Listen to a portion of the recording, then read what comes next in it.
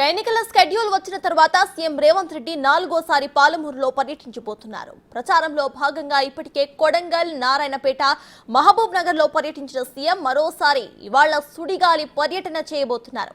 ముందుగా నారాయణపేట జిల్లా మద్దూరుకు చేరుకుంటారు సీఎం. ఆ తర్వాత గ్రీన్ ప్యాలెస్ గార్డెన్ లో కొడంగల్ నియోజకవర్గ కాంగ్రెస్ నాయకులతో సీఎం సమావేశమవుతారు. నియోజకవర్గ సమన్వయకర్త తిరుపతి రెడ్డి ఏర్పాట్లను పర్యవేక్షిస్తున్నారు.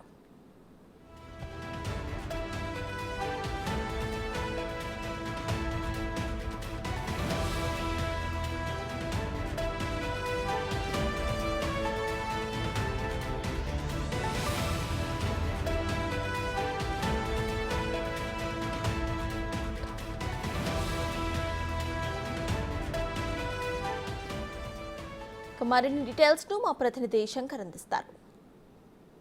పాలమూరు జిల్లాలో నేడు సీఎం రేవంత్ రెడ్డి పర్యటన కొనసాగబోతుంది. మరికొద్ది గంటల్లో సీఎం రేవంత్ రెడ్డి నారాయణపేట జిల్లా మద్దూరు మండల కేంద్రానికి రానున్నారు. అక్కడ ముఖ్య కార్యకర్తల సమావేశంలో సీఎం రేవంత్ రెడ్డి పాల్గొనున్నాడు. పార్లమెంటు ఎన్నికలకు సంబంధించి ముఖ్య కార్యకర్తలతో కూడా పూర్తి స్థాయిలో మాట్లాడే అవకాశాలు మెండుగా కనిపిస్తున్నాయి. నేరుగా సీఎం రేవంత్ రెడ్డి హైదరాబాద్ నుంచి ముఖ్యంగా హెలికాప్టర్ ద్వారా కూడా కొడంగల్ నియోజకవర్గంలోని మద్దూరుకు రానున్నారు. అక్కడ ఓ ఫంక్షన్ హాల్లో నిర్వహించే విస్తృత స్థాయి సమావేశంలో ఆయన పాల్గొంటారు. అక్కడి నుంచి లంబాడీల ఆరాధ్య దైవంగా కొలిచేటటువంటి నాగోబ జాతరలో కూడా ఆయన అక్కడ పాల్గొంటారు. అక్కడి నుంచి హెలికాప్టర్ ద్వారా నేరుగా నాగర్ కర్నూలు జిల్లా కేంద్రానికి చేరుకుని ఇక్కడ పార్లమెంటు అభ్యర్థిగా ఉన్నటువంటి మల్లు రవి నామినేషన్ ప్రక్రియలో పాల్గొనే అవకాశాలు అయితే మెండుగా కనిపిస్తున్నాయి. ముఖ్యంగా అక్కడ నామినేషన్ల ప్రక్రియ తర్వాత నేరుగా బిజినపల్లి మండల కేంద్రానికి సమీపంలో ఉన్నటువంటి ఒక మైదానంలో పూర్తి స్థాయిలో జనజాతర సభ పేరుతో కూడా కాంగ్రెస్ భారీ బహిరంగ సభను ఏర్పాటు చేసింది. ముఖ్యంగా ఈ సభకు భారీగా జనాన్ని సమీకరించి పూర్తి స్థాయిలో సభను సక్సెస్ చేసేందుకైతే కాంగ్రెస్ శ్రేణులు ముందుకు వెళ్తున్నటువంటి పరిస్థితి కనిపిస్తుంది. విజువల్స్లో కూడా క్లియర్గా చూసాం. ఎండాకాలం కావడంతో పూర్తిగా దీని మీద శ్రద్ధతో కూడా ఈ యొక్క సభను ఏర్పాటు చేశారు. ముఖ్యంగా సీఎం రేవంత్ రెడ్డి నాలుగోసారి జిల్లాకు వస్తుండడంతో మొదటిసారి నాగర్ కర్నూలు జిల్లా కేంద్రానికి వస్తుండడంతో పోలీసులు భారీగా భద్రతను ఏర్పాటు చేశారు. ఎలాంటి అవాంఛనీయ సంఘటన జరగకుండా చూస్తున్నటువంటి పరిస్థితి కనిపిస్తుంది.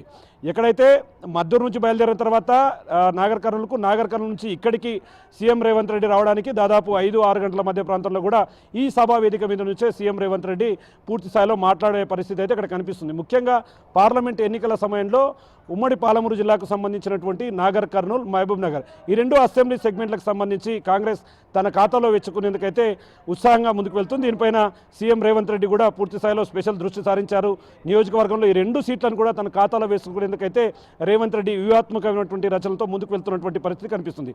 ఒకవైపు బీజేపీ, మరోవైపు బీఆర్ఎస్ ఈ 2 పార్టీలు కూడా పూర్తి స్థాయిలో తమ విజయం ఖరారు చేసుకునే దిశగా ముందుకు వెళ్తున్నప్పటికీ ముఖ్యంగా ఈ యొక్క 7 పార్లమెంటు సెగ్మెంట్లకు సంబంధించి దాదాపు 5 మంది ఎమ్మెల్యేలు కూడా కాంగ్రెస్ పార్టీకి సంబంధించిన వారు ఉండడంతో ఇక్కడ కాస్త మల్లురవికి అడ్వాంటేజ్గా మారే అవకాశాలు అయితే మెండుగా కనిపిస్తున్నాయి. ఏదేమైనప్పటికీ నారాయణపేట జిల్లాలో సీఎం రేవంత్ రెడ్డి ప్రసంగంలో పూర్తి స్థాయిలో రుణమాఫీకి సంబంధించినటువంటి అంశాన్ని తెరమీదికి తెస్తూ ఆగస్టు 15 లోపల రుణమాఫీ ఖచ్చితంగా జరుగుతుందంటూ కూడా ఆయన పూర్తి స్థాయిలో చెప్పడం జరిగింది.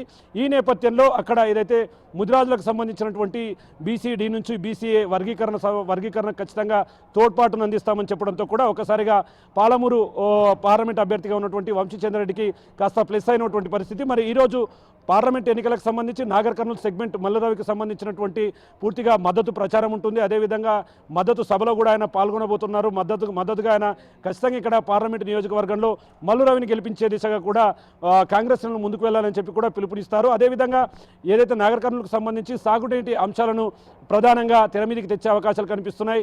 ఎందుకంటే ముఖ్యంగా పార్లమెంటు ఎన్నికలు వచ్చిన ప్రతిసారి కూడా పాలమూరు రంగారెడ్డి ఎత్తిపోతల పథకానికి సంబంధించినటువంటి అంశం తెరపైకి వస్తుంది. గతంలో బీజేపీ పార్టీ హామీలు ఇచ్చి నెరవేర్చకుండా ప్రజలను పక్కదారి పట్టించిందంటూ కూడా నారాయణపేట జిల్లాలో ఆయన ఫైర్ అయినటువంటి పరిస్థితి కనిపిస్తుంది. ఒకవైపు స్థానికంగా ఉన్నటువంటి నేతలు తలమునకనవుతున్నారు.